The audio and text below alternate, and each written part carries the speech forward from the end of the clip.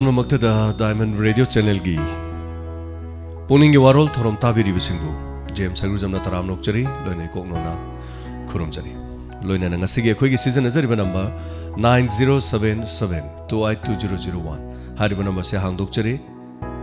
number sida domna adongi PUKNING WAROL phongdok biba yagani adomna PUKNING WAROL thambi matamda hauji hujik wariba political gi natra kana gumba vote lepiba intending candidate or hanagi kari basingda atamna na kari mofam ta habira kanu duga hauji hauji oriba sandok chariba Diamond Radio gi thorom sing tabir matung da dongi thamoi de kari faubi loina na hauji hauji oriba issue kya duga like chat laina asi maram da amade adong dongi lekai da kari kari tholiba nungai bi yai phaba punamok tu tambiu loina na ngasigi sanalai pa giram da manipur da lebiriba punamok pu ima imoinu gi yai phamangol pijari loina na aikoigi kabui jati gi oriba gan nga gi asuma komai sigi namuk to suya famangol Diamond Radio gi mai gi pijari asigi hanba call hello minga made leifam habisi hello tamajan good evening minga leifam ga takpisi man thong da gi komila tapiu kari kari habini imoyu brana lakpada Seba asida laiba mutung khudino puya thamungon pijari habiu kangali phalam na lakpadasu ram punamok puya thamungon pijari samo haji habiu school gi thuba mas school kana da na maram wega wang sing si asuting ti mang do haiba aduna mayam na janta na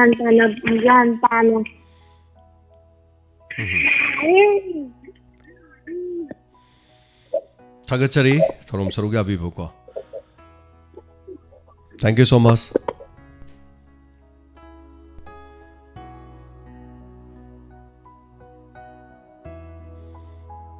hello minga made leifam habisi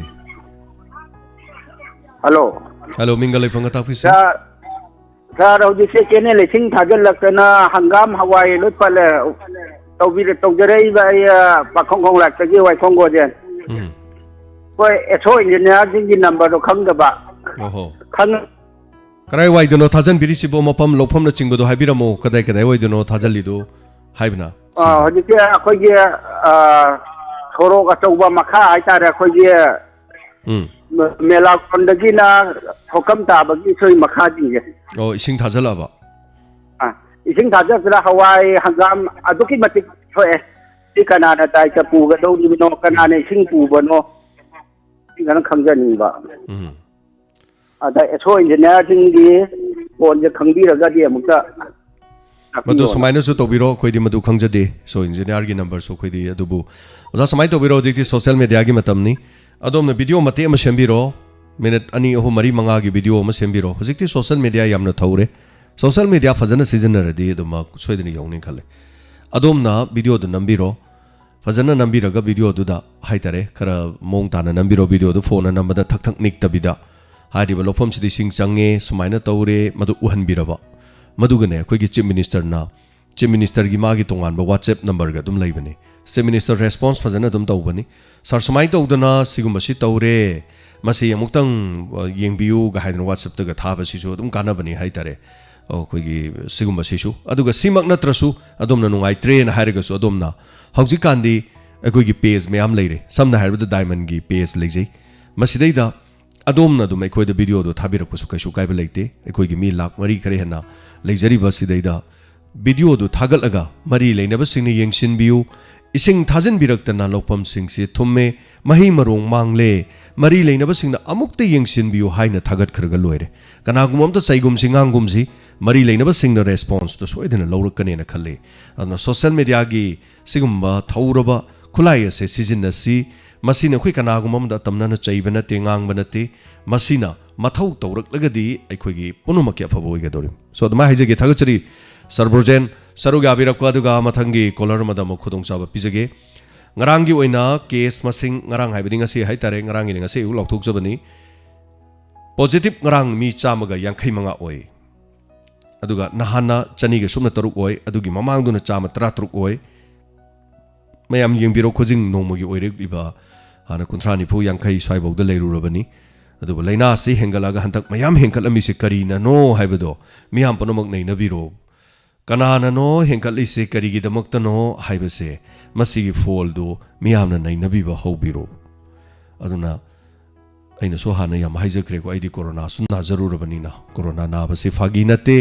aduna fagi oina logum si yamna aruba hauze covid ki lakni bada khoin omicron har yam kinab so omicron chama nei adum mai hongto ga lakpagi wani aduga taseng haragadi omicron ga aduga covid ka suma gi lai ba mai gi mong thong du khar khena bawani kiningai di oide haiba world health organization su phongdok po leire anda makhata aba kol ngai jari phongdok piwo dom na dong gi pungning gi warol code of conduct chanaraba su thabak tagi mi lokthok pa yabra manipur state commission for women's chairperson in charge no order thok tuna stop tara thabak tagi lokthok kre hari code of conduct ta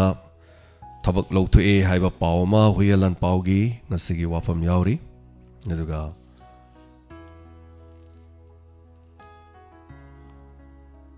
chief electoral officer na political parties singi mi from pangthok kre haiba wafam manipur gi chief minister na do su na kapthok piu haidana hairakli ado yama ngasi ima imoinu masigi thorumda yaifam hangol yamna pinarakli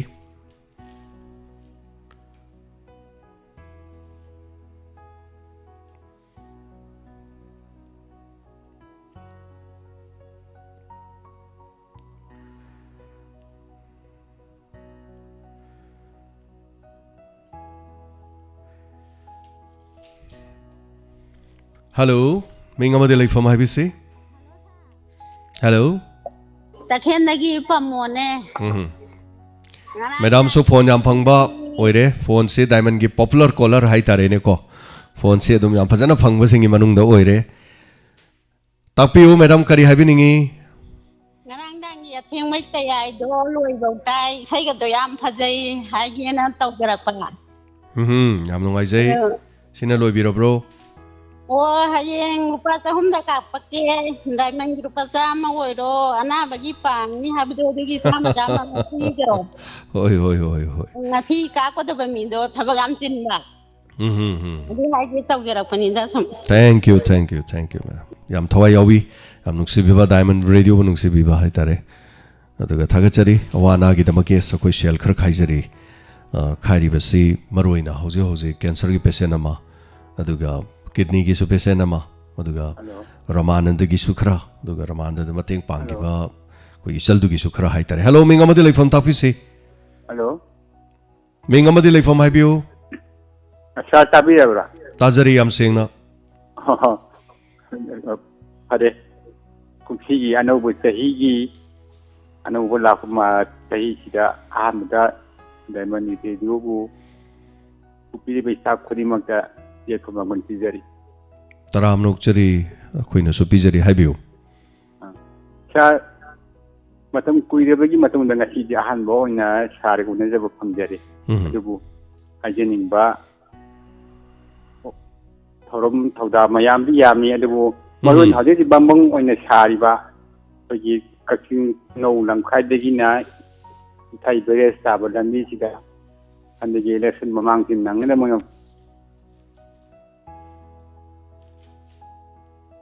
mamang degi koilas pangdana le ko lamdam se matam kha tugare sambiram ba do hadati inong nong na koilas sabjat na miyam gi tatok tating da kaidan kudong chana ba hone bere puje ibu tiram masibu haibidi thabo sibu togi mesin pudi madi thabo sibu hone biriba oza marak amta thachage oza hojik sibus brahma sugunu road ki lambi kai risi main ga doro broja cha brahma sugunu road ki lambi kai risi main ga doro bro anna te khoji kasino lam khadina topa singi thai beria sta ba okay topa singi yes topa singi khara semba hore hai bata jare hai biu adna sar sima simbira pela sima mang nang na bo lambi simbira sima sima nungai ba mari le na khudi mak tai nungai ba thank you yam nungai jai hari ba sembi sabi ba sigi dama oza sina loi birabra to ba wafam sing atai atai di kari kari happening ba leiri adu pun mang na theraga targi pato priba oka puni mo thawai yawang aksam yang ta jai adu matum khudi mak ta yam gi thawai aksam yang na matum kuin chi sangna ana yawgana sha bu yam gi tiba pangu ojo biu hatin ai na thank you thagachari yam nungai jai yaifa mangol pibirak pa du mayam puno moksu yaifa bo ibiu yam nungai jai adongi lamdam gi hauji koila thaba haure hani thai bires pawba kakching lomkhai digi habirak pa haitari yam nungai jai ei tokpa chingda matam khari pumlen festival ai lakcharami matam du lambi do mata koila thaude yam nungai haude pakadi la howi adubu adugi mamang sahi ani gi mamang da among ai 2020 da muksu lakhi madu da su lambi du nong chuba numit amada lakpa angak pa phibam da le howi adubu hariba mafam adu yengsin bi da mari leina ba singna sembi sabiriba haure e haina tajaba da nungai ba fawi hanana thagachari sir thorom se saruga birak pasigi da mak mathangi kolar amada mu khudong chaba pijari aduga thagachari amu jaw kamam happy imoinu aina ima imoinu gi yaifa mangol pibirak pa aduga punamang asigi YouTube live streaming da lebiri basing thagachari taram nokchari hana manipur gi kachen koya da lebiri ba mipung khudima ke amatanga ra ba thamoi gi makol thokna na bagi damak thamjari ba thoramni diamond radio gi pukning gi warol hari ba thoram si saru ga biu phongdok piu adom na dong ge lekai gi lamdam gi afa ba nungai ba pon mamak ekoi loksing oina na ba pukning loksing oibe ya ba phong ke aga loina na ekoi thoram si da saru ga mina si loina na number si call hojik hang dunu lady call fang da basingna kudong sab si love you hello minga mate life from habi si hello oza laisang them thoiba call to bire du bo call sitana tre amohana to bira u oza laisang them dagi oza thoiba call to birak ba do call sitana tre tana da bana maram oraga amohana to bira u haiba often sinoluk chari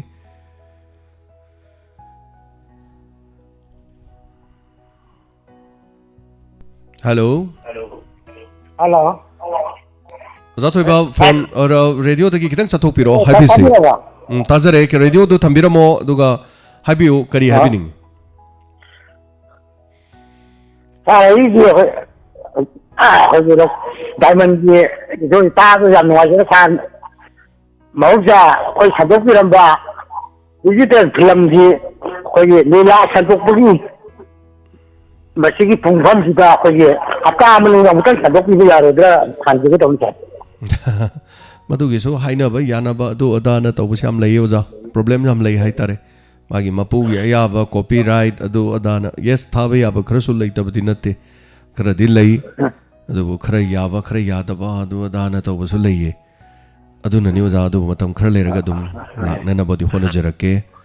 yana na ba yam nungai jai oja to ba du sin loi bira bro atopa kari happening ba lay biri Zathoiba wafam sina loi bira bro thank you so much thagachari Zathoiba thorom saru ga birak pasigi dama tonga ba wafam sing pukat pirak pudo Zathoiba gi manipuri film sing khonjel oina film na taba khonjel oina audio khonjel oina tahaba akoin thajara mina hawai hai tare no diamond na hojigan de diamond na torko thabak sing da hai tare sei tha boiro akoina film gi ama thaba sing hai tare pangtha thaba yadaba hojikti mai gi copyright adu da 1958 ki makha da adu ada mahabharat ada sei ariba ada kari thaba gi hai tare ne kong do khongjaram ba hojikti yadare rule paisa khara thi de yadaba ada siguma sing hai tare so thagachari mathangi kolar ma da khodong chaba pijari minute khara leijari ba sida yamna phongdok piu sidi moino no mechu oibanina koi gi su thoram soidana na ba hai tare ponomaksi hona jari bani amagi hai tare mayamna imoinu imungda imoinu pangtho jo khodi imoinu pangtho ko ngamdrim kari gi no hai kan radio gi thorom si leibani na radio gi thorom si na hena luba adagi nara su ye su hai tare fana nara su fana ye su koi gi thorom si na lubani na yari mkhai tau janan hona jai ꯑꯗꯩ staff ꯀ ꯌꯥꯝꯖꯗꯕꯒ ꯃꯤꯒ ꯌꯥꯝꯖꯗꯕꯒ ꯑꯩꯈꯣꯏꯅ ꯍꯣꯠꯅꯖꯔꯤꯁꯦ ꯑꯗꯨꯅ ꯉꯁꯤꯒꯤ ꯏꯃꯣꯏꯅꯨꯒꯤꯁꯨ ꯍꯥꯏꯇꯥꯔꯦ ꯃꯐꯝꯁꯤꯗꯅꯤ ꯑꯗꯨꯝ ꯄꯥꯡꯊꯣꯛꯆꯒꯗꯧꯔꯤꯕꯁꯤ ꯁꯣ ꯃꯊꯪꯒꯤ ꯀꯣꯂꯔꯗ ꯈꯨꯗꯣꯡꯆꯥꯕ ꯄꯤꯖꯔꯤ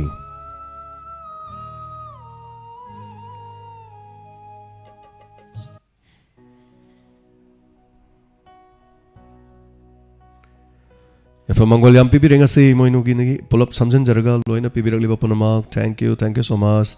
anana thaga chari yam punamak nagi if Mongol pibirak pa iramdom kanglai pak sida faba if faba punamak oirasanu haina pijari sahong hong bo oirasanu haiba wafam asi inspector tayagi tangkak ta haitare imoinugi matek ama nuksiraba family magi matek ama yauna na bun mohana jai madugi trailer mate mai ninga sai thaga chakibani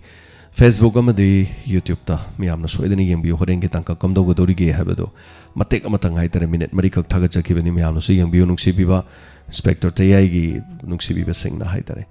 so mathangi caller mangai jaboina leizari akoi gi number hangduna leiri phone tobini we singna tobiro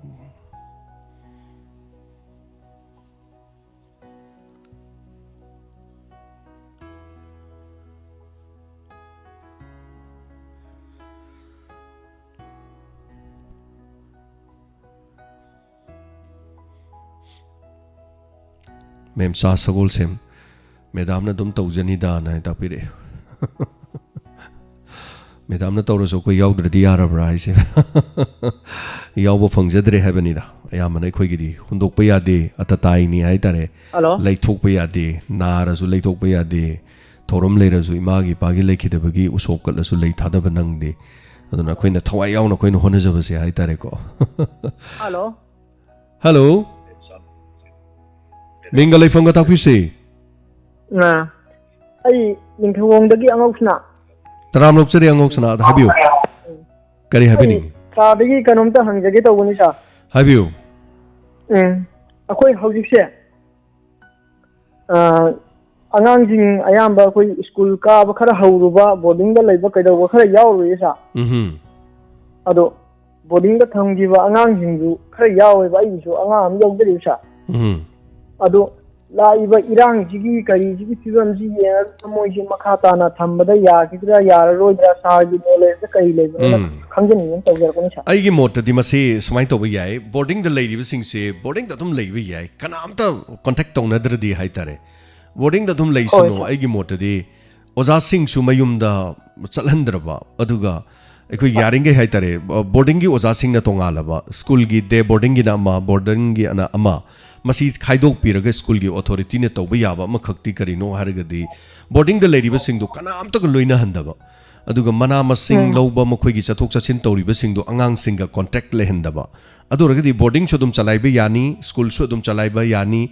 school gi di ka ba khotpa haibam leire adum di khara lure ko aduga ngasai gi boarding the labor di school gi authority ga tana biraka na makhoi si school gi authority na su boarding the later ga di mojo paisa phangoi dori bani tolo phangoi dori bani aduragadi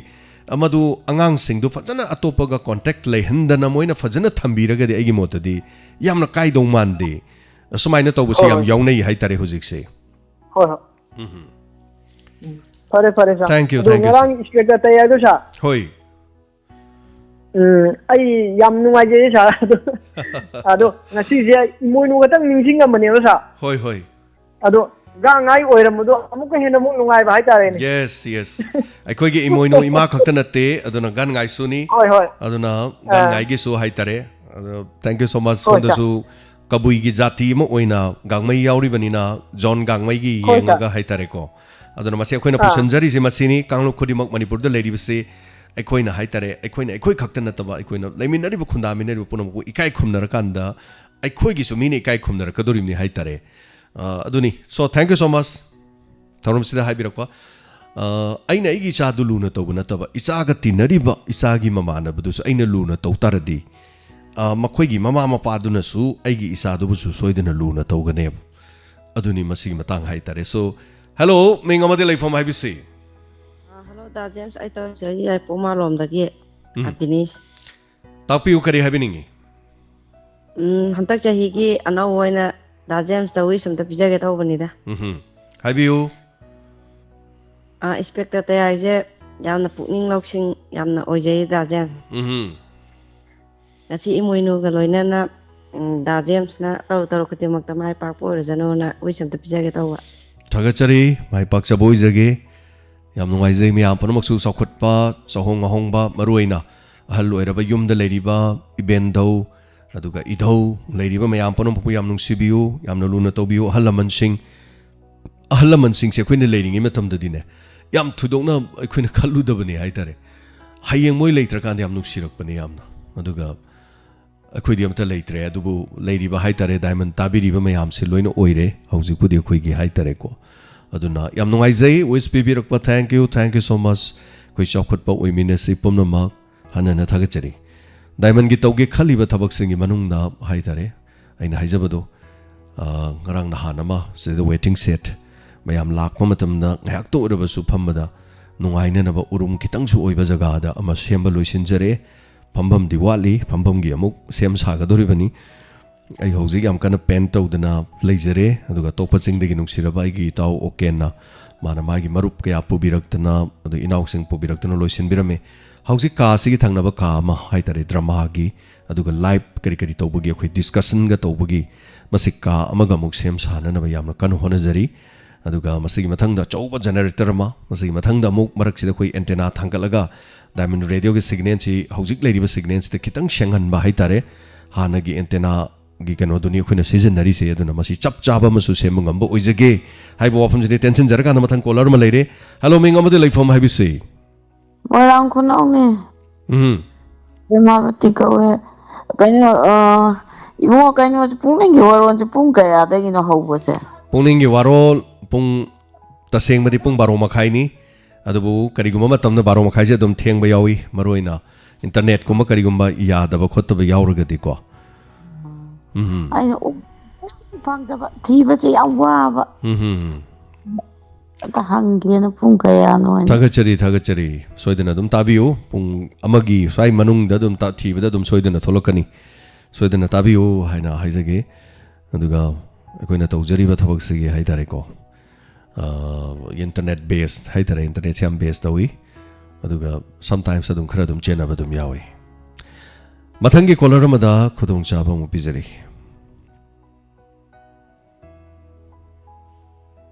phone phangde haiba singna call tawradi soidana ki phone phangbagi tanja do soidana oigani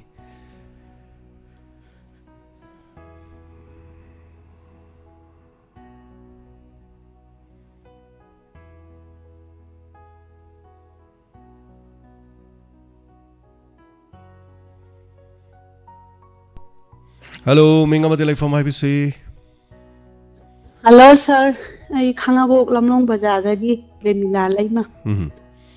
tapiu kari habini nasi imoinu numisiga mari leinana yai phamangon pijari sir thagachari diamond da lakadaba awa ana da salam kampuna nasi dagi popo rasna sir aduga Manipur da laiba awa ana korna laiba dagi punamakse nasi dagi hagibo rasna sir ya haijagi tawjarapuni sir thank you so much thagachari ya pamangol pizari khoi ge maikai digi shu pomnamak adaga thagachari motum langlembi ya pamangol pibiba akhoi ge haitare aigi natraga aigi mungi na khanjadrabani akhoi na mayam gi na tholabani aduna aigi mungni yam nungairaga aigi leiri bali pak mayam na nungai trade kai doruni aduna lipak mayam su nungai baduni akhoi gi punamaki yaifaba aduga chakhatpa punamak nungai na hello minga madi like from IBC lang kapan pulang nungai santi lang mun da Madam Sangku ilangbam thagachari taramnok chari habiu kari habini kuire diamond gi no yaw da ba tu ngarang gi tangka tu sa as aina yam na yaw haning bai ta le yam yaw haning bai ti khoi gi mafam da thok thi bane na ne aina tang sa jam tang pau pi yaw han le ra thal gi dai ti da yaw rak ko da yam pen ja ba du sa yes adugi thanga sage ta ba sa hu se khoi gi ꯑꯩꯈꯣꯏꯒꯤ ꯃꯐꯝꯗꯨꯗ ꯊꯣꯛꯄꯅꯤꯅ ꯑꯩꯈꯣꯏꯁꯨ police ꯑꯌꯥꯕꯤꯗ transfer ꯆꯠꯂꯨꯔꯕꯅꯤꯅ ꯏꯁꯨ ꯏꯀꯥꯏꯕ ꯑꯗꯒꯤ ꯑꯗꯨ ꯃꯌꯥꯝꯗꯁꯨ ꯀꯩ ꯍꯥꯏꯇꯥꯔꯦ ꯇꯧꯕ ꯌꯥꯗꯦꯁꯤ ꯈꯪꯍꯟꯅꯤꯡꯕ ꯑꯗꯨ ꯁꯥꯔꯅ ꯉꯔꯥꯡ ꯈꯪꯍꯧꯗꯅ ꯁꯟꯗꯣꯛꯂꯛꯄꯁꯤꯁꯨ ꯌꯥꯝ ꯅꯨꯡꯉꯥꯏꯇꯦꯅ ꯊꯥꯒꯠꯆꯒꯗꯕꯅꯤ ꯁꯥꯔ ꯍꯣꯏ ꯍꯣꯏ ꯍꯣꯏ ꯇꯁꯦꯡꯅ ꯅꯨꯡꯉꯥꯏꯇꯕ ꯑꯗꯨ ꯑꯗꯨꯒꯨꯝꯕ ꯍꯥꯏꯖꯒꯦꯗꯕꯅꯤ ꯁꯥꯔ ꯌꯦꯁ ꯌꯦꯁ ꯍꯣꯏ ꯊꯥꯒꯠꯆꯔꯤ ꯑꯩꯅ ꯉꯔꯥꯡꯁꯨ ꯑꯗꯨꯝ ꯃꯌꯥꯝꯗꯁꯨ ꯑꯗꯨꯝ ꯄꯟꯈ꯭ꯔꯦ ꯑꯁꯦꯡꯕ ꯑꯗꯨꯝ ꯊꯧꯗꯣꯛꯅꯤ ꯇ꯭ꯔꯨ ꯁ꯭ꯇꯣꯔꯤ ꯕꯦꯁ ꯑꯣꯟ ꯑꯦ ꯇ꯭ꯔꯨ ꯁ꯭ꯇꯣꯔꯤ ꯍꯥꯏꯗꯅ ꯍꯥꯏꯇꯥꯔꯦ ꯑꯗꯨꯅ ꯌꯥꯝ ꯆꯦꯛꯁꯤꯟꯕꯤꯒꯗꯕꯅꯤ ꯑꯩꯈꯣꯏꯅ ꯀꯩꯔꯣꯜ ꯂꯩꯀꯥꯏꯒꯤ ꯑꯗꯒꯤ ꯂꯩꯕꯤꯔꯤꯕ ꯃꯌꯥꯝ ꯄꯨꯝꯅꯃꯛꯅꯁꯨ ꯈꯪꯕ ꯌꯥꯕꯁꯦ ꯅꯥꯇꯩ ꯆꯥꯗꯅ ꯑꯉꯥꯡ ꯅꯨꯄꯤ ꯑꯣꯔ ꯂꯩꯁꯥꯕꯤ ꯄꯥꯈꯪ ꯐꯥꯔꯦꯅ ꯈꯜꯂꯒꯁꯨ ꯑꯩꯈꯣꯏꯅ ꯃꯣꯕꯥꯏꯜꯗ ꯄꯨꯊꯣꯛꯇꯅ ꯅꯝꯗꯅ ꯃꯤꯒꯤ ꯃꯄꯤ ꯊꯣꯡꯗꯕꯗꯨ ꯅꯝꯃꯒ ꯊꯝꯕ ꯍꯧꯅꯗꯦꯕ ꯑꯗꯨ ꯃꯃꯥꯡꯗꯁꯨ ꯌꯥꯝ ꯌꯥꯎꯈ꯭ꯔꯕꯅꯦꯕ ꯑꯗꯣ ꯁꯣꯝꯗ ꯋꯥꯇꯔꯐꯣꯜ ꯂꯩꯕ ꯑꯃ ꯖꯒꯥꯗꯒ ꯆꯠꯂꯨꯔꯀꯥꯟꯗ ꯅꯨꯄꯥ ꯅꯨꯄꯤ ꯑꯗꯩ ꯅꯨꯄꯤ ꯃꯆꯥꯁꯤꯡꯗꯣ ꯐꯥꯔꯒ ꯅꯨꯄा खरना चई लांग पायरगा तौबदो अदुगुम्बदु तौबीबा होंगनदेबा अदुना मखोइगी मचन हेक पोकपा मचनदु ओइरमदि कमाय तौ तागे यस मोइ फत्रजु ममा मपा कौर ngang याय अदगी चई लांग खर पायर पुलिसना दुम तौदौ थबकने हाइतारे पुलिस की मथौद अखोइना याम याउसनबजि फत्ते पुलिसना दुम तौरगा हाइतारे अदुगा मतुंग मनाउ तौदनबा क्लबना तौबिगे हाइरसु ममा मपा कौरगा तुम मनाउ समाय तौबा यारोय सि तौबा यारोय हाइदना तौगदमने अदु इचम चमना लेजरम मीदा हेक्ता मरान सिबगी थबक सिसु तौरोय दबनी हाइतारे हेलो मिंगमदे लेफम हाइबियु हेलो सा आई कोंजेन मेंटेन तौजेगा सा तापियु करी हाइबिनिंग कोइगी खरी कोंजेनगी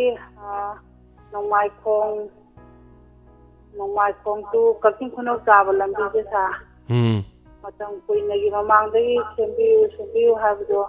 थांगचबदु डायमंड गी थोंगदु थांगचरे सरकारगी मरी लेनबा लेमन कयादा तो वकचरे अदुगा लंबी गी सेंबिरे हाबगी हराव जबजे कोइ लेजदे हजिसे करीना हाबदी कोइगी डबल पका लौरगा कोइला थागदबसिदा गन पका लौखिलगा कोइला थाबा अदगी कोइगी सो इंजीनियरना चेक लाखो मतमदा मोइगी वा वॉल्यूम यौना ओनगदबा जगादिगना कोइगी चिपका दगी लंगो नंदगी चखैबा पाउडर से तौरगा छलगा मथक्सिदा कोइलाजे थाजिल्ले खा ngara koi press ki mi kauraga koigi sari konjingi oiba youth kampu ga tauraga koi press ki mi kaude aduga wari wata chanaje adini matunda ngasi be so engineer la ha aduga angangai bi thokri chakri sa ma se thamoi sokna ngai jade matam kuina ngai jarapa lambi afabde chataba phangani chai chu le tamba adagi koina थबक इंखा मजले लेखोम लैनांग तैरगा गारीदा काखपा मतंदा मीना गारी तोंगहनिंगदबगी अवाब लैरपा अदगी तथोक तसिंदा यामना नुंगाइजरतबदो नुंगाइरनी हाइबगी वखलमदा कयादा नुंगाइजरगा अदुगा हन्ना सेंबिराइबा खुसेमजिदि तुम कोइना चटनगदबा मवोंदा सेमहनिंगबजे अदुदि ओइदौबा मानदे मोइ खुसेमजे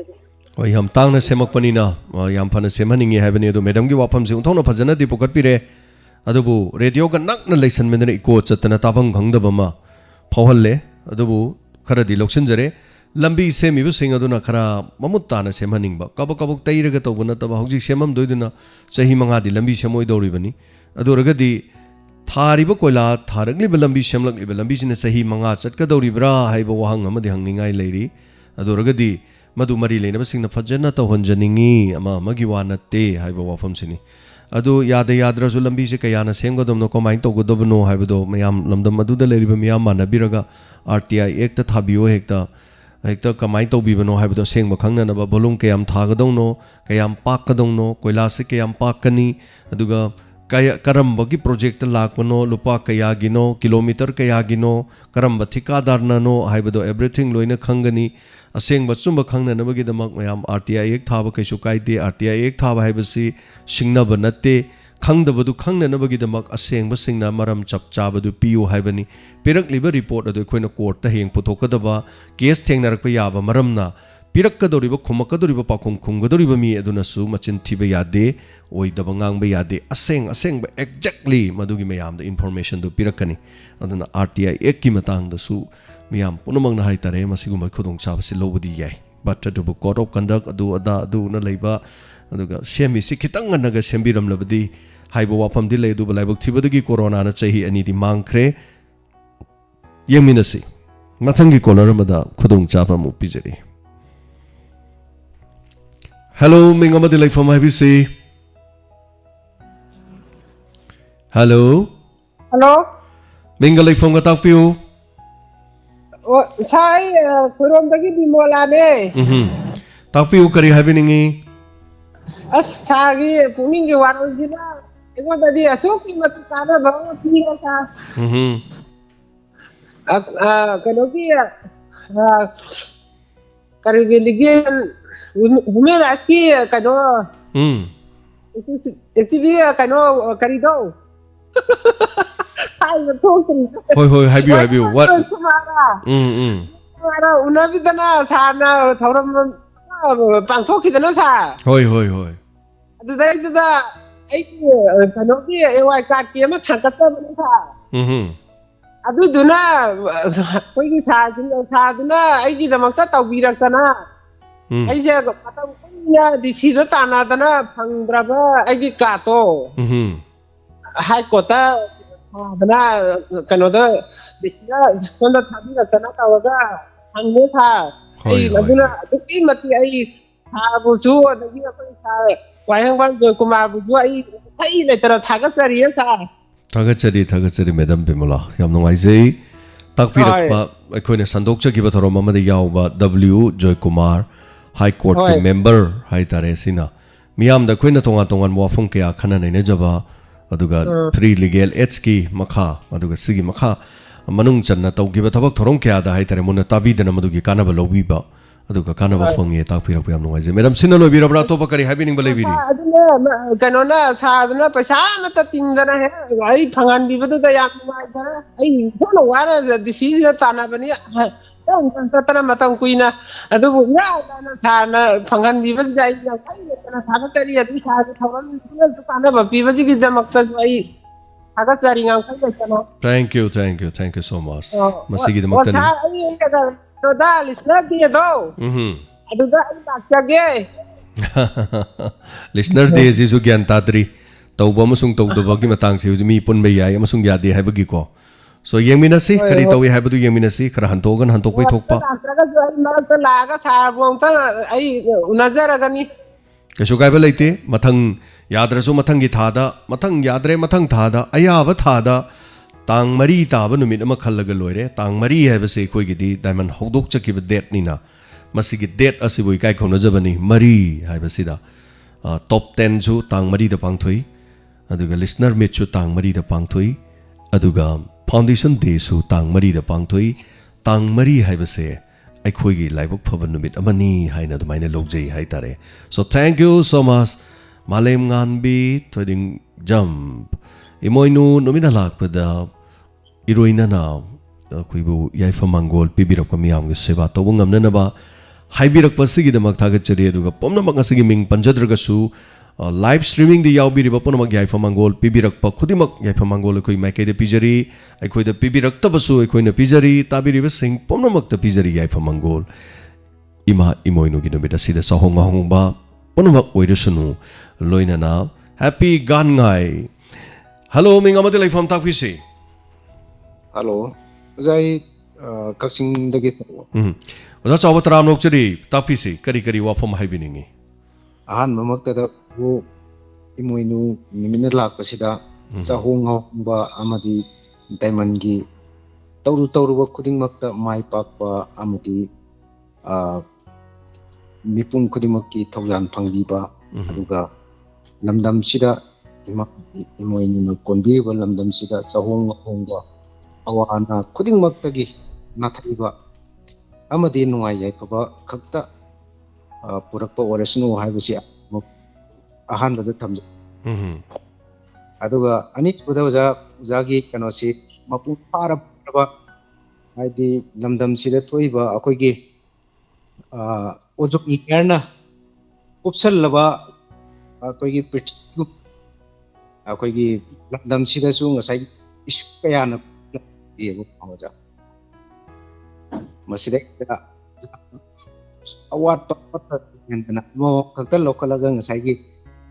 inspect tayai sida aba omda macha khaina kana toroga takti ba imagination tawda sangtang upi kano sida sagi monodrama waina to puno bakki la ejege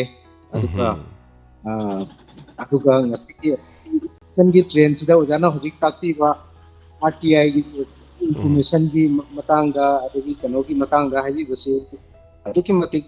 di tabat mai aduga ngasagi hojik gi tahpir koda nitoroga ngasagi akogi kano si magi standard tu yongna thada bagi haitare ne ko lamdam dugi naharon su aduki matik ai gachabu phongdu masimagna ngasagi manipur da awon ba madi labna haibagi kano ma adon da phawjaba haitare ko haidi di kano gamena kano pire ba pot da ngasagi inchi asuk thana thakni adagi kilometer amada sigi kano si yongna thagadam ni haibadi kano gi bagi work maintenance tawgadam ni haibana singsi gobudi leramgani adubu ngasagi inspector mayam daga su sagi kan mayam am leraga su adugum basti tasing haitaraga upangde oza adagi subada ngasagi akhoi leipak lobi sing ko sing khairaga ngasai magi project kudi leramgan abo project rambiyai karibu ya adun ye ai lamdak sida nung gi sang handarakpa adik kanogi si aidi global warming gi kansu lei apu ngasagi manipur sida matik sahi mari manga sida adugi matik ponji ba haitare tagachari hoi baja jam chumba wafam ne habiriba habiu makhatan kari lebiri sine loibiro broja au zal loijare thank you ja choba baja wafam tambiba ai birak pasigi damak thank you so much hanana tagachari aduga manipur da pangtholiba tongan holiday sing haja batare ngasi ima imoinugi summa gamna nungairaba aduga hayengna gan ngai gi komai sumna mathang haitare kanglo khodimakki so soidena sarug yabiu inspector tayagi khanaba ngasi amadi hayeng singba thoromna chingba sida su aduga hoji makha call fangdaba singna thoromba sida call tobagi tanjadu lobi be hagani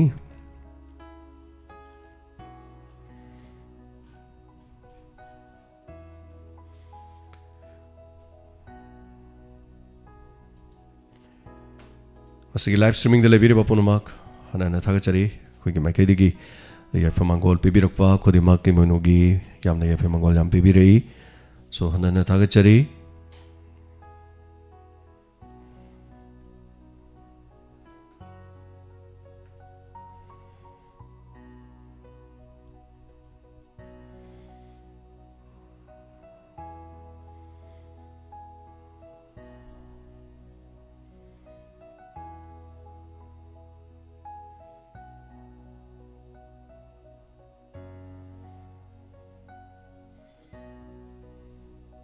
Hanjabam Rosita, thank you so much.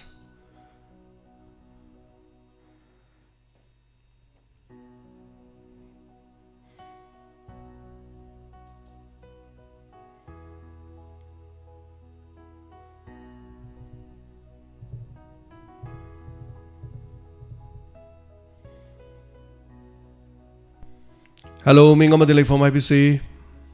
Hello. Hello. Yes, I banda de ma promote ne ai ne dene pole bungo de pole to woni mutai ne phang gi de ne adon phone do lai ne kamai to de na phang de ima phone chi nukti to rodi mayam warau na rakani aduna khara mu marak te lepi ba koi ma yam nuai jai ma koina nungse bi ba du gi damak ta di adi ma su yam na popular oi ba caller oi re aduna nongmugi nongma kala dum phangi haitare mase koina hapta amagi manung da amuk to ba haidana lepna bane do ima kai su kai de imoinu gi yai phamangol pijari ima ngasi imoinugi kari kari nga ngobuna chingba katana phunga lairu da katpa khotpa gi thabak tobigadabro tawgani bungo Hoi, hoi. ne imoynago mari leinana secretary tawgibado yamna nungaiba aina dom tabu dom yam nungaiba kaps yam kanangba nungsiba nungaiba yam nuaizai tawbado da dom am tawninga isabe hoi ma kasu kaiba leite ado akoisu imoynagi ya phenungaiba ama tawba sum pangthoke ibungoisu dom ya phenungai na do pangthokiu ko tagachari khoisu horen ichagi magse nangni ai kamai tawduna hon moina chas laning lai jaje laning man kamai hoi yam nuaizai ima khoi myam nungsibiba khoi gi laibak phabani ko ima adugane mi lamdadine bose khamai cheni am tawinda akoigi manta ne bose kai inta irang thokki madu pharabani madu yam pharabani bot khanadre chainadre habase masi mu nungai ba leitre aduna kari gi khana chainaru nege aduna miyam punamakse loina gyan tanaraga haitare masa masa gi mathau taw leiradine karim tawroi dawni masidaida mathau tawdabida kari haitare wana basing sina haitare ne ko migi kari haitare migi poksu kol taraga kari aina khoba kurol hu baido aduni tawnari se election gi hojik tawri se mina somda du tawgre da tawgre kan mai mi jing du nam khana dawgi chaina dawgi kari no men man ta de ado aina pama mi du da bot pira lore lamdam sigi tomba mu gienge chawba mu gienge ani ji manung da khara phaba du kanano tawri se leibak lamdam sigi kari kari tawba mana kari tawba ngamba na akoi di hojik te du yengdre ba mayam ni yengi se ai thika tawge habda thika pirak tawba ai hayeng isa thabak tawba da thabak to hapak tawba na paisa du leire di dum akaba du changchal su dum yai ba kaisu kai de manam daina bot tikatna chele no paham loroi di kana su yauroi ado bot ti election de khoi paisa logde thabak ki demo paisa logde ngaktani haidoi di ado thabak changi sing jai paisa logdana ai thabak changi haiba mi du di yam tang thok to mali haitare amore thagachari imana tambirakli ba wafam thank you so much aduga Ningthem Common Imoinu Imagi Numit Asida Diamond Radio ki staff sing loinana tabiri ba ponumakta award palik taba pokai langai tana thallaba apa pangthok ki inaba pangthok ki ba thabak pangthok ki daba thabak haitare matu ponumaktu tawbo era shunu haidani yai phamangol pibire Ningthem Common kawadagi hello ming amadi laifam habisi khangem samuni sa taram nokchari tapiu kari habeningi sumai ai wa phong ga sum phong tok sikisa habisi ban je ko ge lamding khoman them le kai liwa le to sa maduda imana ba magi pangsalam kha yaw chappada numidang je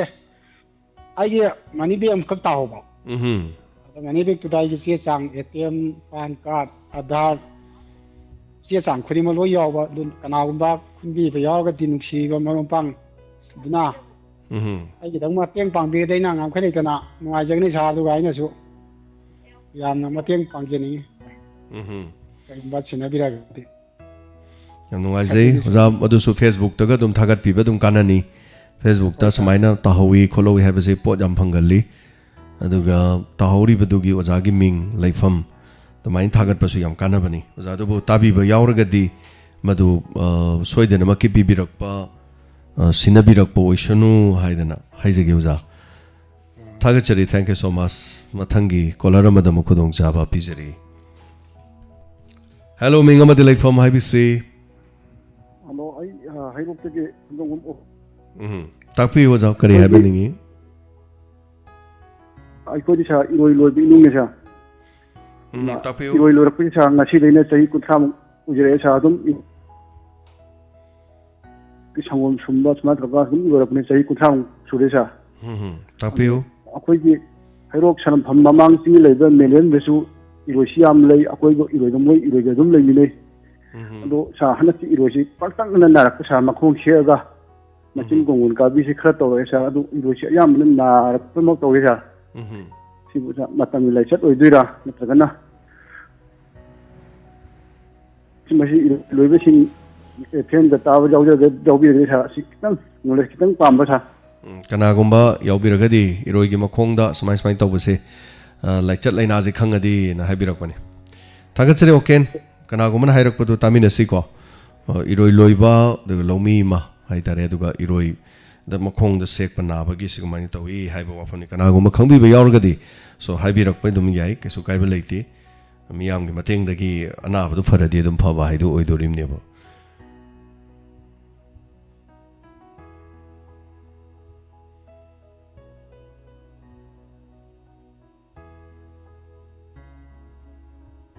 ꯃꯊꯪꯒꯤ ꯀꯣꯂꯔꯗ ꯈꯨꯗꯣꯡꯆꯥꯕ ꯄꯤꯖꯔꯤ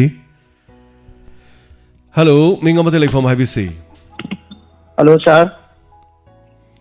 hello तौजरी भाई चुरचानपुरदगिने sir चुरचानपुरदगी Ming खंगजगे Churachandpur Basanta लेमो पोकम खुगा तंपाक्तगी तराम लोकचरी बसंता हाइबियो करी करी हाइबिनिंगी ngasi ga homlak su bo oina phangjabo ai amane de amna wai ngasi je kai guma pukning gi warot macham tang thamjaning na tawne sa kai koi gi ngasi je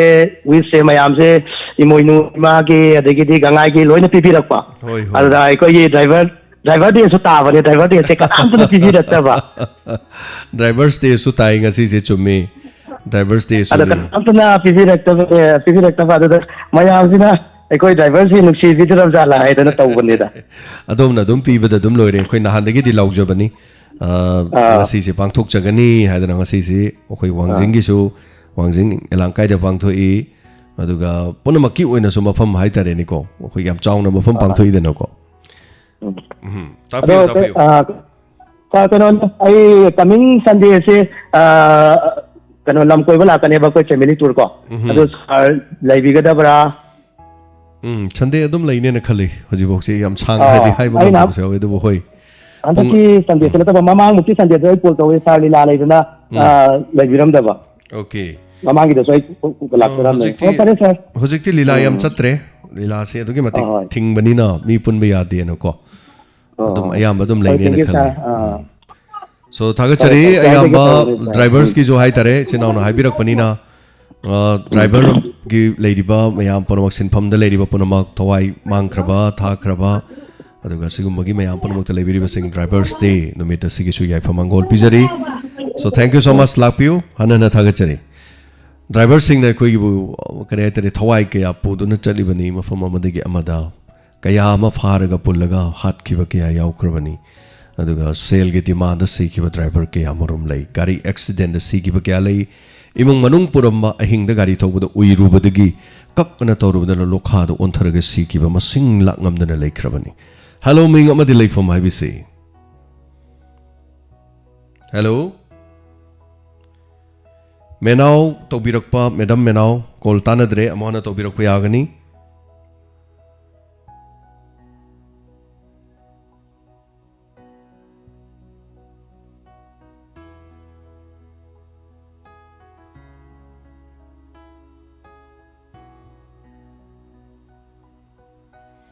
hello hello phone से अंपिंग ताजरे ताबीब्रा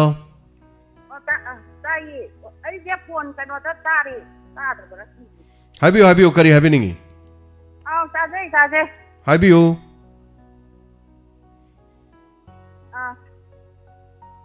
ngasibi ay saraba numit na imoino kinumita para madi tasingu ya mangok bijeri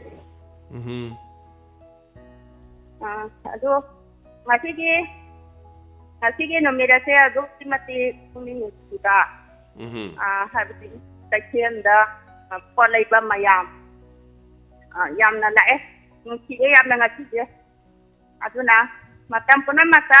ima imoino je sahigi oiba thawramaje aikoi miyamna kaukthade habate aina haijari miyamna dum kaw konte bako yam khrawman ba jerabani sa aduga hojii laiba tharwe ki kibam se ma khongna bagi da mukta aina su mai bi amada thongni jage miyangi oina su punamati oina ki haragal jerage sa thank you tagachari Thoromasi ngasi minute tara ngom leijari minute tara sida ni amna kanana kari harak pa khominasi Hanjabam Rosita driver oriba ibung ipasing driver dena lak pada nungai yai pabo uibiu haidena yai pamangol pibire. The person you are speaking with has Tagachari call tauraga hold the mulai bikre anyway tagachari koi ki mai kedi call tobirakpa sigidama.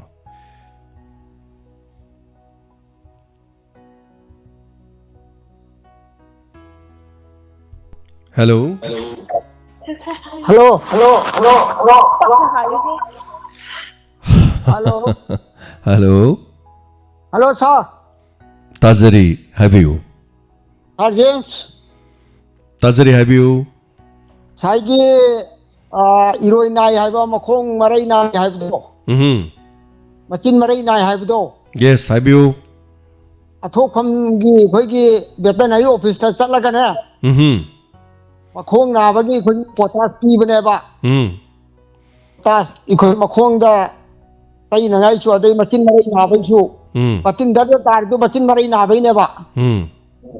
Adu gi do ta haibi khom khoi da. Okay, so idena tabira mane na khali hairok tagi veterinary department athokpam da leiba veterinary gi du da chatpiro makhong naraga di makhong se even nari do potas hapiro potas pibani aduga yes okay thagachari yamna fajaba wafam thambirame masagi da mak haninga leitena thagachari thank you.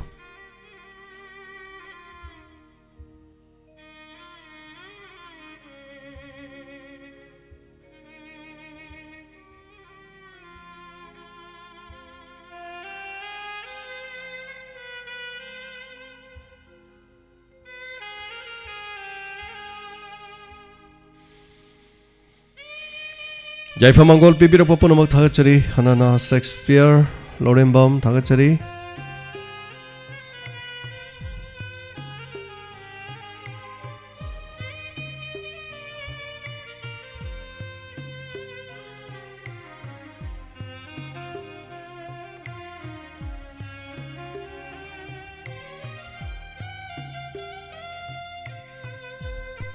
Hello.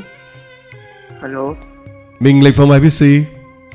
Ai thapai wa mataba han gi doctor wi maning dei ne. Tapiu kari happening e? Ai ni eke binoi ko we. Kari happening have you? Aku ye ek nakhar pasigi thapai wa mataba le ri pasigi doctor maning do. To ti sing adu bo. Ai to ti se to ko pofu de urakri ya gi do. Adige ai kan bi ma thapani ngom le ya ba. Mojo tare atopong dia koi nupi mapang ju dum loi tai nakraba thabangal gi national council ye bamang le ba ko ye wan bo wan he ising sita ta da ba ade thawani ngom da isana pi du ki mate ma le ba thabam ni ngom to bo na ma ade da ai nu to ndo phon to da stamo ko ji tai ha ba ade nakraba ko yi sigi he thong he mana le ba ko gi le kai Ano ko sa lem ji te maning se to ti ye ado hoi te gar me jal ga ne to gi na oi ma to nga ne yin si adu to ga de to ngi na ha ba ngom to ba ko gi gi kana do ka kana do se sa do ado ai ka no ti gi mai ma te ne ba ko hoi akoi drama ko min na ko to mi ne ba ko ado da ai na su ado ni kari no si nakra ba ko ye Sorong ya le sing ta da de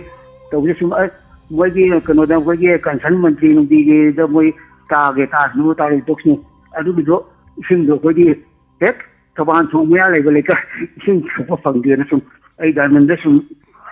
ha ge ho ni da thagachari am nungai je habirok pa sigi da ma ga du ga ai ni dinoi ko wi ek dinoi thank you so much tobalgi hariba sigi hospital hanai mani sing phangde tapirakpani Ward number 1 su oiriba Thobal Bazaar haitare mayon mayada su lebiriba sing takwa phangde haina tapirak. Thank you so much. Tapi boisunu miyam panamak tuga thagachari foot and mouth disease kawani hairoki dispensary da hairaga hidak kapagi program tobiu adum yabani ngasa iroi gido amuk tapirei oza ojetna thagachari masini khoi miyam leiri se amanasu ꯑꯩꯈꯣꯏꯒꯤ ꯀꯔꯤ ꯍꯥꯏꯇꯥꯔꯦ ꯃꯤꯌꯥꯝ ꯄꯨꯝꯅꯃꯛꯅ ꯇꯥꯛꯄꯤꯔꯛꯄ ꯑꯩꯈꯣꯏꯒꯤ ꯑꯐꯕ ꯄꯥꯎꯇꯥꯛ ꯍꯥꯏꯇꯥꯔꯦꯅꯦ ꯁꯥ ꯁꯟꯒꯤ ꯑꯣꯏꯔꯁꯨ ꯍꯥꯏꯇꯥꯔꯦ ꯍꯦꯜꯂꯣ ꯃꯤꯡ ꯑꯃꯗꯤ ꯂꯩꯐꯝ ꯇꯥꯛꯄꯤꯁꯤ ꯇꯣꯝꯕꯤ ꯂꯥꯏꯁ꯭ꯔꯝ ꯍꯥꯏꯕꯤꯌꯨ ꯀꯔꯤ ꯋꯥꯐꯝ ꯍꯥꯏꯕꯤꯅꯤꯡꯉꯤ ꯍꯦꯄꯤ ꯃꯣꯔꯅꯤꯡ ꯁꯥꯔ ꯇꯔꯥꯝ ꯅꯣꯛꯆꯔꯤ ꯍꯥꯏꯕꯤꯌꯨ ꯁꯥꯔ ꯇꯧꯔꯨ ꯈꯨꯗꯤꯡꯃꯛꯇ ꯁꯥꯔ ꯃꯥꯏ ꯄꯥꯛꯄ ꯑꯣꯏꯕꯤꯌꯨ ꯊꯦꯡꯛ ꯌꯨ ꯑꯁꯤꯁꯦ ꯁꯪꯀ꯭ꯔꯥꯟꯇꯤꯁꯨ ꯇꯥꯏ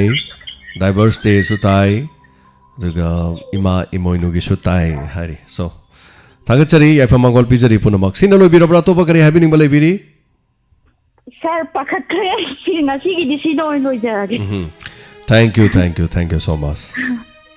ꯊꯝꯖꯔꯒꯦ ꯁꯥꯔ ꯊꯦꯡꯛ ꯌꯨ ꯏꯕꯦꯝ ꯆꯥꯂꯩꯃ ꯇꯦꯟꯊꯥ ꯀꯔꯤ ꯍꯥꯏꯇꯥꯔꯦ ꯑꯩꯈꯣꯏꯒꯤ ꯄ꯭ꯔꯣꯒ꯭ꯔꯥꯝ ꯑꯩ ꯁꯤ ꯂꯣꯏꯔꯒ ꯄ꯭ꯔꯣꯒ꯭ꯔꯥꯝ ꯑꯃ ꯂꯩꯖꯩ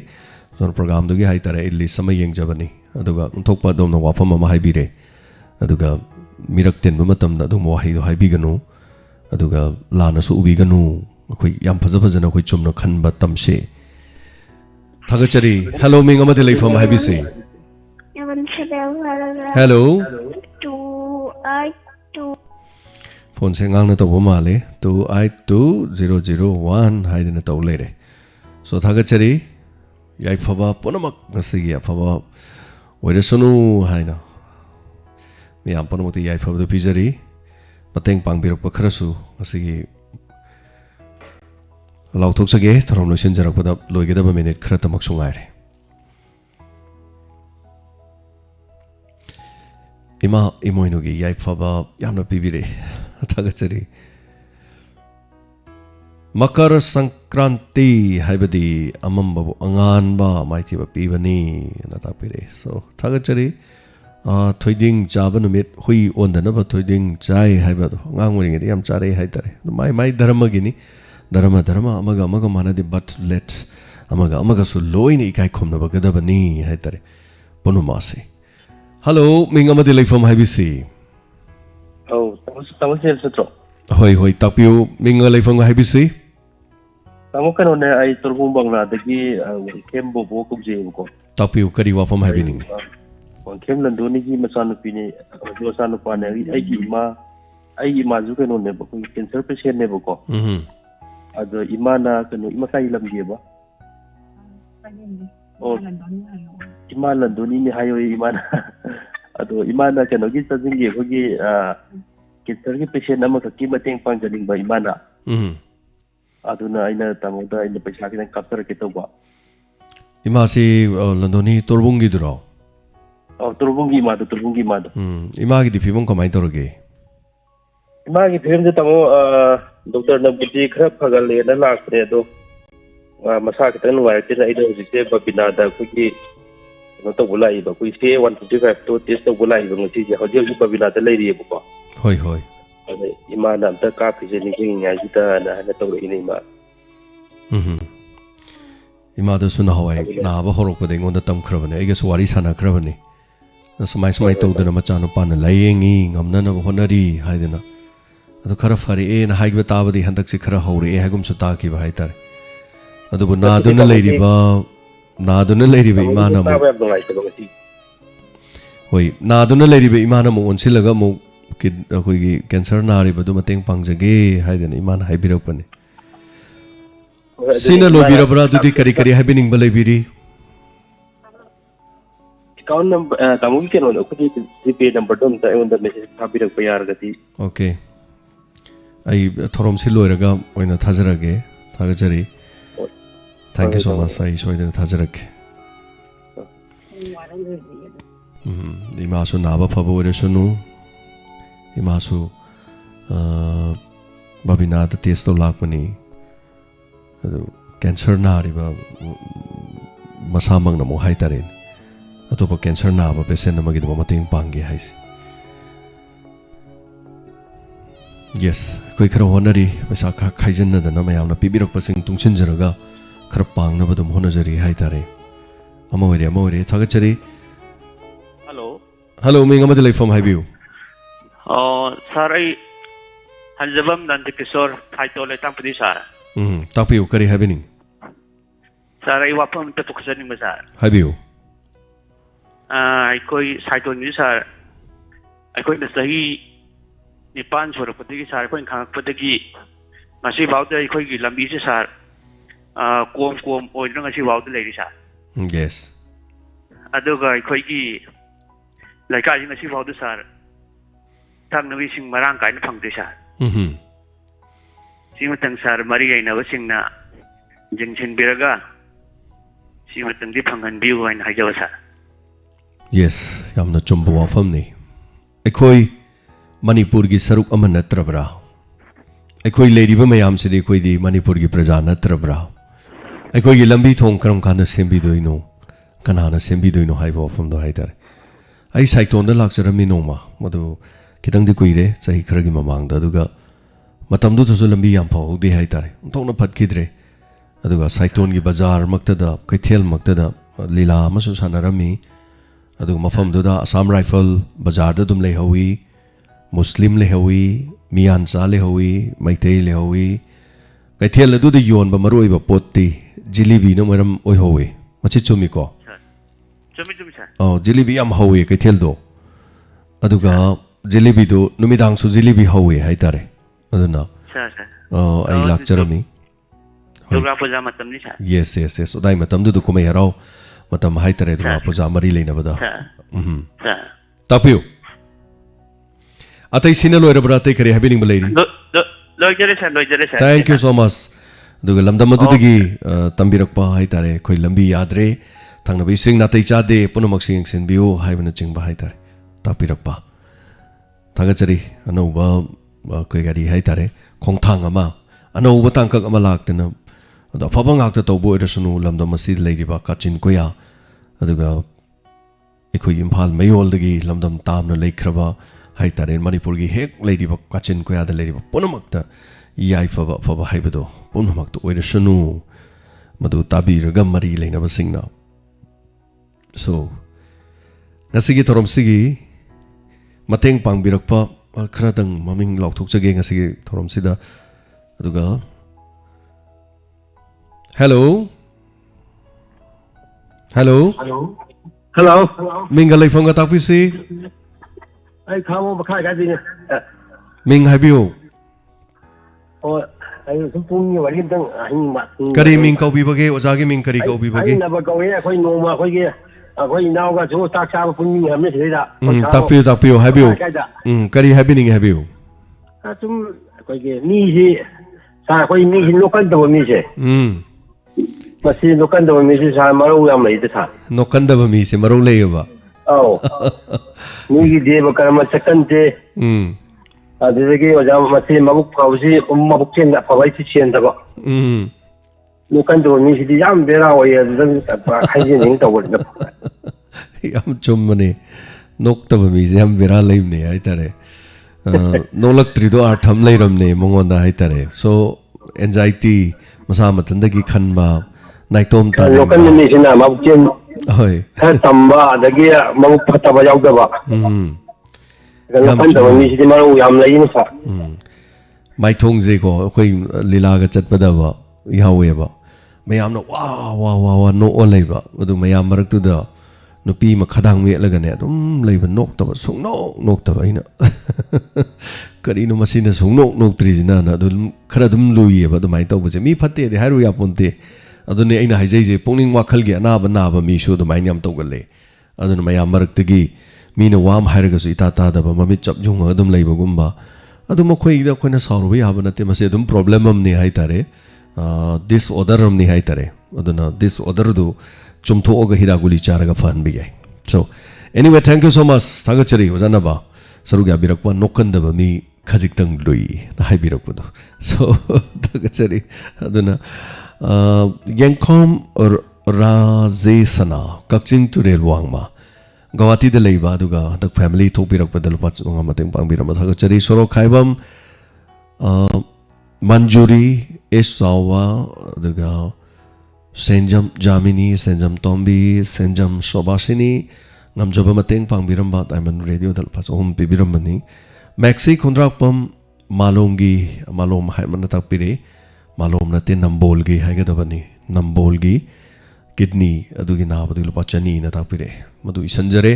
aduga hariba singsida khoi gi maikedi hapkhatjaraga ngamjangam jabakra mateng pangna bona jage thongam chitra wangkhaidegi lupa chonga su pibirakpa thagachari chitra madam tha khodingi dum chonga dum pibirakpani handaki su pibire awana tarba singi hajaba tare so thagachari hana punama kaduga sir aidi nokpa henmandana miwatai diamond radio gi hak pothamina si tadi takpire so thagachari yes mafam matam chadana no ura sudum miwata bani no idobada kada no uragadi sisu lui yamna nokan bahai base aduga yes matam pon makto mai thong kitang maka lamna leibadudi dum kari haitare nungsu nungai awaba khangdaba mina thina chera sudum no fe toroga leibami sigum sudum leidana ko ngang base sungsau daba adum no fe toba dum leiba ai gisu ai ngangam kok luini koigi media coordinator oibana kiran na malai mase en ngang asune dum sauroi khoi yamba dum tane badum ngang mudo adu saudo bu talle haitare nungsire ba soiba tawrasu ko sum no oga sum tawbani na nungsiba ma yaure ba aduga kitang haibaga yamna warobado yam maro leibado sisu leiba haibadi khajik haiba aduga maro yam leiba kitang hairaga hot fet taro onjalaga hena saujalakpasu leibani adudi ngang do talledeno ko aduna yes khara ngangbagi tabagi nungaibasu lei kanagumdi kitang ngangoro hot fet tawgraga ekta thamani wangangna dabasu leibo anyway amore mayam do digi akhoi ni fa fai haiba nate mioi ba haiba se loina human are all mogi koi error loi lei ai sungai ai ge soiba leini adom sungai re adom ge soiba leini but ama oisunu punsil lakanda koi khara ngak thong ngak sin daro kanda let's forget and forgive ai bizina kwai digi hena pobani haitare so thank you Robert hype tai Robert thank you so much hana thagachari ngasigi damakta di matang asida puningi warol thoromasi lusinjabagi ayabadu miya panamuti luxury masigi thorom tabiri basing aduga hayeng amu pungpam sida mona laksigi so matamadu fawagi mayam section lebiyo lainas tinga thong nanabagi dama matangarbo pai marks upa kawi ganu ko chaseng na hambiro miga amaga punmada khara lapthoga lebiro section leminar si mayam punamak ima imoinogi yaifamangol hanana pijari sankranti gi su pijari punamak Divers Day gi su pijari loinana mangoina gan ngai gi yaifamangon su pijari punamak pu James Sagur samna mukana khurumjari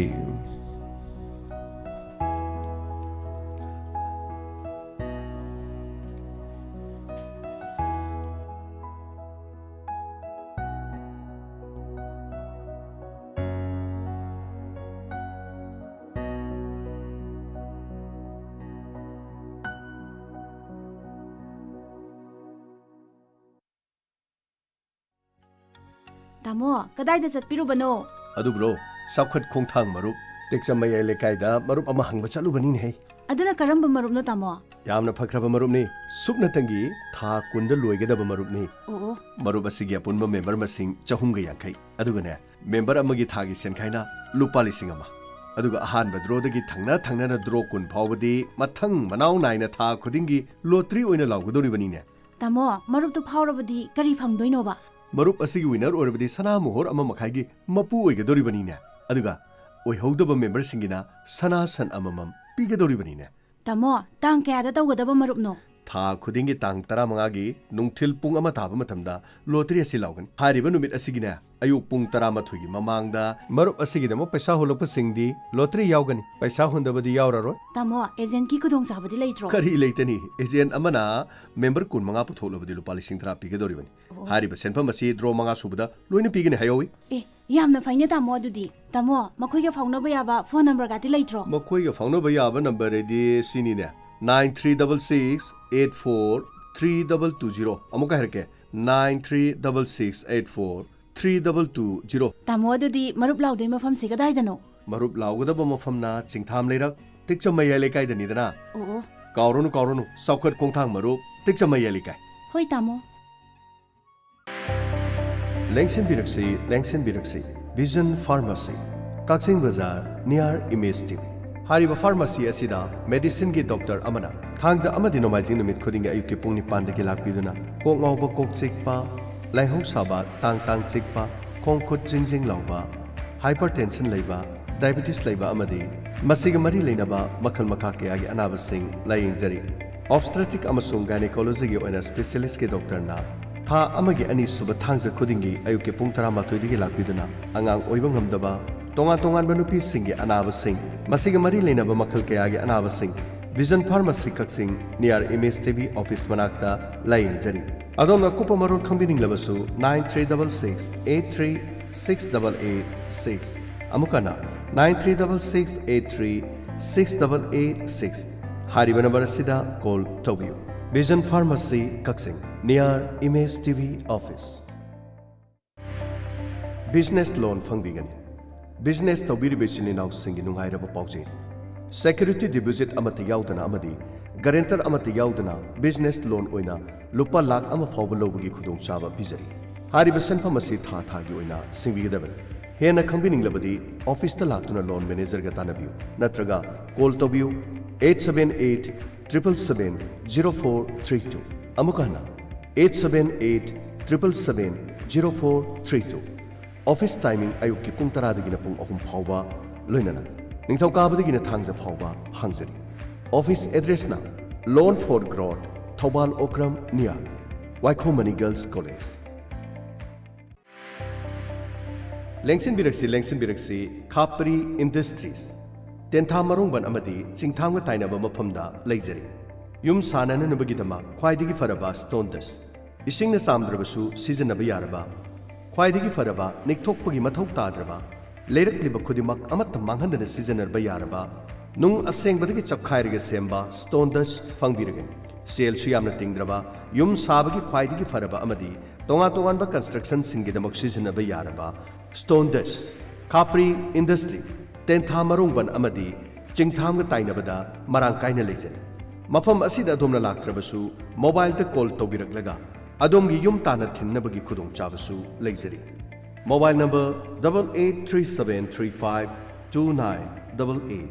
ꯂꯣꯏꯅꯅ 70856444671 ꯂꯣꯏꯅꯅ JCBꯒꯤ driver ꯑꯃ, 407 ꯗꯤꯝꯄꯔ driver ꯑꯃ, ꯑꯍꯥꯡꯕ ꯐꯝ 2 ꯀꯧꯖꯔꯤ꯫ ꯊꯥꯒꯤ ꯇꯣꯂꯣꯞ ꯂꯨꯄꯥ 10,000꯫ ꯍꯥꯏꯔꯤꯕ ꯑꯍꯥꯡꯕ ꯐꯝ ꯑꯁꯤ ꯄꯥꯝꯕꯤꯔꯕꯗꯤ ꯃꯊꯛꯇ ꯄꯤꯖꯈꯤꯕ ꯅꯝꯕꯔ ꯑꯗꯨꯗ ꯐꯣꯟ ꯇꯧꯕꯤꯗꯨꯅ ꯑꯀꯨꯞꯄ ꯃꯔꯣꯜ ꯈꯪꯕꯤꯌꯨ꯫ ꯂꯣꯏꯅꯅ ꯈꯥꯄ꯭ꯔꯤ ꯏꯟꯗꯁꯇ꯭ꯔꯤꯁꯀꯤ ꯃꯐꯝ ꯑꯁꯤꯗ ꯂꯥꯛꯄꯤꯗꯨꯅ ꯇꯥꯟꯅꯕꯤꯕ ꯌꯥꯒꯅꯤ꯫